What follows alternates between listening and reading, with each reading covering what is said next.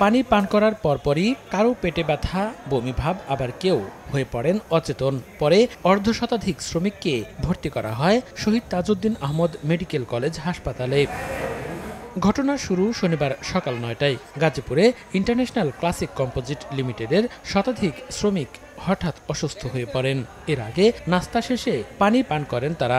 ওই পানি খাওয়ার পরই শ্রমিকদের পেটের ব্যথা শুরু হয়। আমি ৯:৩০টার দিক দিয়ে পানি খেতে গেলাম ৫তলায়।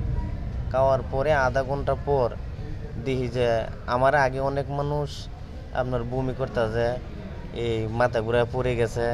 এরপরে আমার আধা ঘন্টা পর ১০টার দিক দিয়ে আমার এই অবস্থা, আমি আর চোখে কিছু দেখতে পাচ্ছি না।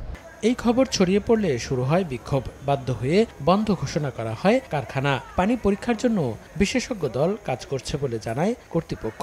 সবাই বলতেছিল যে পানির জন্য সমস্যাটা হয়েছে, তো এটার জন্য আমাদের বাইরে থেকে ইঞ্জিনিয়ার সব নিয়ে আসা হয়েছে যে আসলে পানির সমস্যা কিনা।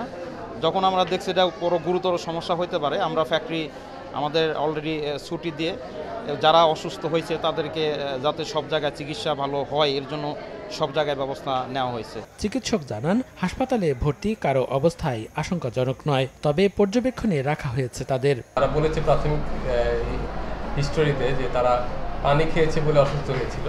আমরা সবাইকে পর্যবেক্ষণে রেখেছি, কারোর অবস্থা আশঙ্কাজনক না, সবাই ভালো আছে। এই কারখানায় কাজ করেন প্রায় ৩৫০০ শ্রমিক।